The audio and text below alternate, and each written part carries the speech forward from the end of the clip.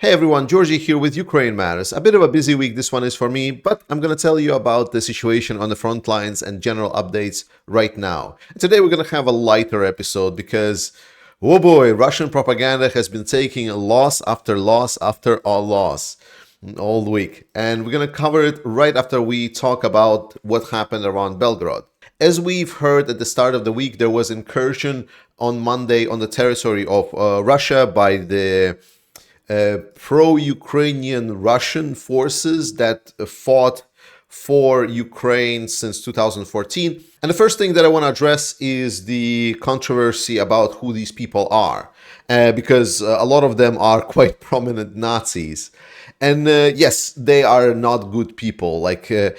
But what this shows for me, this war in general, is that Russian society is so incredibly fucked that this is the best that it could produce to resist the system, actually resist the system, and not do videos on YouTube that tell you how beautiful the future Russia is going to be, but actually coming and fighting for what they believe. Are they good people? No, I don't think so. Would I support them personally if it would be like a political campaign and so on, and like in the civil life? Absolutely fucking not. But it's one Nazis essentially fighting another Nazis. I mean, if that's the best that Russia can produce, I mean, I would take it. What we need to do in the West is get off of our high horse, because it is very easy and comfortable for us, to describe, oh, these guys are fighting, these guys are good, these guys are bad, and so on, yada, yada, yada. But we're sitting in comfortable apartments, whereas Ukrainians are fighting for their lives. Ukrainians are fighting so the country and the nation and people of that country, and those people, they are not just nameless, no-name people. Those are, I'm going to show you again, women and children, actual women and children with names, passion and dreams, that are not Nazis. Any other situation would totally agree that they shouldn't be trusted. But right now, these Nazis are fighting to save the people and children of Ukraine. Think about this. But beyond the controversy, what were they doing? They entered the territory of Belgorod to stir up some troubles in order for Russia to redeploy the forces. They did exactly that. Once it was absolutely clearly understood that the forces have been redeployed from the front lines, or more of like a back lines around Luhansk and Donetsk, towards this direction, the forces just like, okay, our job here is done. Because Russia got too greedy, they have like no protection of their borders, because people like this column of like, what was it, about 500 men with a couple of APCs and some fast moving vehicles were able to penetrate the territory of Russia up to 10 kilometers. If it would be a larger like actual like battle group, they could like almost get to Belgorod. So it's a major city. So the point is that they get in, they did their job. They are, now that we've heard again, that they're coming into from other directions. And this is what they're going to be doing. They're going to be stirring up trouble to make sure that Russia redeploys. And another point on this, I want to address some of the weird comments, because again, people that's like, oh my God, but Putin has nukes. Like everything is like about nukes. Everything is like, oh my God, we shouldn't do this. We shouldn't do that. We shouldn't do this. Putin is a coward. He is afraid for his life. He's afraid for his future. He's afraid of everything. He does not have a way to escalate. Like every single time you yell nukes, then Ukraine does something to overstep that red line. Oh, look, no nukes. How has that happened? There is no nukes. Like there is not gonna be any nuclear strikes. It's fine. Leave Ukraine. Let Ukraine fight for its freedom. Stop imagining things. Boogeyman, Russia, ooh, big, scary. It's all in your head. Only in your head. Russia is only scary while you believe it. Then beyond that, the situation has been quite stable on the northern front line. It's skirmishes. I've heard some skirmishes were happening around the Kupiansk area over here. Then there are some skirmishes also around this Bilohorivka, Kremina over here as well. Around Kishivka and Bakhmut in general, We've heard that on the sides, Russians has finally got their shit together. They got some resistance, or not resistance, but reinforcements sent in from different sides of the front line. So Russians reinforced the front line.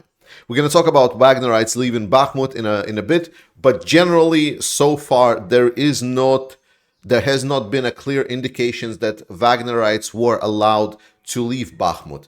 As far as we're aware, Prigozhin is trying to kind of mask it by leaving some of the worst troops in, because like it's not allowed to fully leave because that would be treason and he doesn't want this. But he wants to take at least the elite forces out as much as they can and instead leave only the poorly trained troops or the troops that he must leave. This is what we're hearing right now.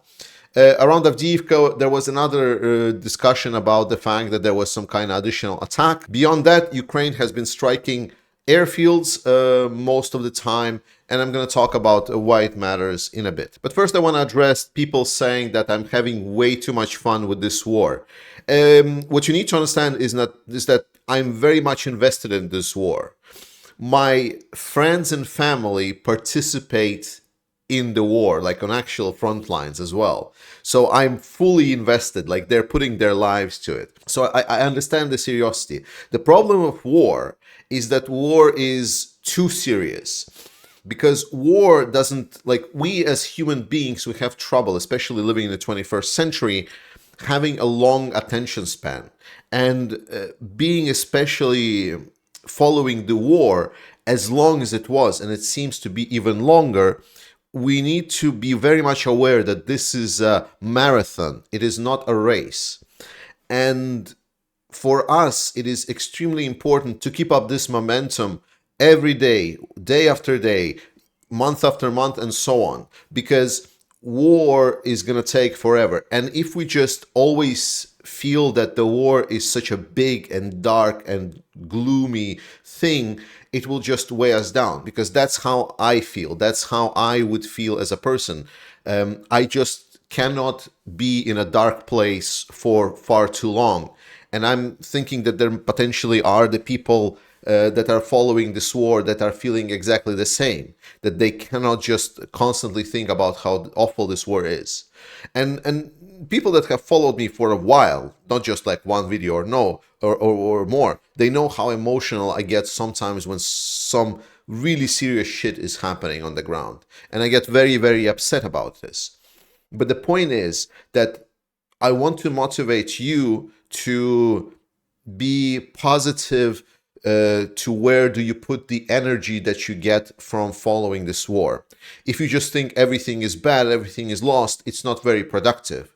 What instead I offer you here is like, let's look at this war. We're going to follow the facts. I'm going to tell you the good and the bad, but also we're going to spice it up a little bit. We're going to have this momentum of going and continue it every day, and we're going to use it for a positive thing and to support the Ukrainian military. I'm donating half of this channel's profits. I'm always advising, before you donate and support me and channel and whatever, that you always consider supporting Ukrainian military directly by following the links in the description. I am now trying also to work with the Sniffing Brigade and Brandon to get the support for Ukrainian military directly to them, like skipping all of the administrative steps. So what I'm trying to do, one of the solutions that I'm trying to provide here on this channel, is to help you follow the war, but also keep your mental state in a good enough position so you can follow this daily, and also motivate you to some positive action on how we can make sure that it's not only us having fun here about this war, but it's also the Ukrainian military that are having fun with the Russians because of all of the help and new toys that we're sending them. With that said, how does the long-range strike that Ukraine is doing help it prepare for the coming counteroffensive that's probably going to happen in June, probably around the first week and so on, maybe towards the second week of the June. And the strikes are mostly towards the airfield and towards the command points. We know that the defense lines, we already talked about this, that the defense lines are only as good as man inside of those defense lines. And we see that the component that Ukraine is bringing to the table, the ground component, is quite strong. A lot of new tanks, a lot of new engineering vehicles. They're really able to deal with a lot of the trenches, a lot of the fortification that Russia has built. The problem is not the land battle. The problem is the air. The biggest challenge that all of the analysts has always expressed to me that Russia is going to use their overwhelming air assets to delay and make life of Ukrainian advancing forces quite miserable, because Ukraine has enough forces to commit to a breakthrough. The problem is how to deal with the air, and Ukraine is trying to deal with this. And second thing that they're targeting, they're trying to disrupt Russian command chain. So they're trying to target some of the higher ranking officers, and that's why we also see that sometimes it's a strikes on the airfields, sometimes it's a strikes on barracks to maybe not kill the not destroy the planes, but maybe destroy the pilots, and sometimes it strikes on the command points. That's the kind of the three targets that Ukraine is going for right now. Beyond that, a very good news came in from the videos this week. We saw Swedish IFV's CV90s, which are like a monster kind of a infantry fighting vehicles, probably arguably the best in the world. And these vehicles are now on its way to Ukraine, and we know that there was like a whole brigade that was training specifically on the Swedish armored vehicles, tanks. So it's going to be Leopards from Sweden, it's going to be CV90s from Sweden, it's going to be also the Archer artillery systems. So it's like a full Swedish brigade that Ukraine is going to have. That's pretty awesome. And now Sweden is also talking about Gripens, potentially training Ukrainian pilots on Gripens. So maybe if Ukraine will accept that, it will be not only F-16s but also Gripens. F-16s are now, I'm pretty sure, confirmed, so they're coming. That is good. And now we get to the main, like the spiciest thing this week, which is the Russian propaganda taking loss after loss after loss. Because this week has been hilariously bad. They've put out statements that got the problematic for them, because Russians are so deprived for any kind of victory, like pro-Russian bloggers or propaganda mouthpieces. They're so deprived of good news, so they're picking up all of these bullshit stories and trying to run with them, and that's why they're getting traction. So the first story that got traction, and it was absolutely hilarious, is the fact that Zaluzhny got killed, or maybe he got seriously injured to the state that he is completely incapable of acting, which was complete nonsense, because people were saying that he was killed like in Kherson operative command point, which is like, why would Zaluzhny be there? But that's not the point. The point is, it was hilarious from the get-go. And today we got video posted of them taking a massive loss, where video of Zaluzhny actually just smiling and waving to a camera. That was great. Then there was the Putin that tried to justify his invasion for Ukraine, because, you know, he lives in this historic paradigm of like, great Russia built empire again. And then like some historian was showing him like the map, and he's like, look Putin, no Ukraine, only Russia. And the problem with that is that on the same fucking map, like big letters, it says like Ukraine, the land of Cossacks. It's like, I'm sorry, it's just way too funny to be true. Like, just, it's too funny to be true. And that's like, the fact that it's so shit that it's like breaks so easily, it just makes it like, like completely amazing.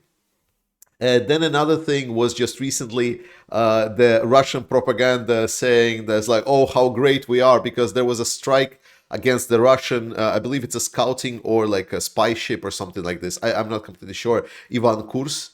And they released a video of like how they're firing at these water drones, and they're like, haha, 3 water drones were attacking the ship, and all of them were destroyed. Such a great Russia. The problem is that drones had cameras, and Ukrainians have released video from one of the drones when it's clearly seen that drone struck. Oh my god, sorry, it's just too funny. I cannot. I'm saying the words, but I'm just dying inside. So that was again a massive L for Russia. Oh, and they were also saying like Ivan Kurs is actually fine, and they like posted video here's it's entering Sevastopol, and then people just traced that it was video from 2 years ago. Oh my God, this just gets better and better. It's like when they already find that they are so deep in shit, they just keep like, yes, let's just pile on.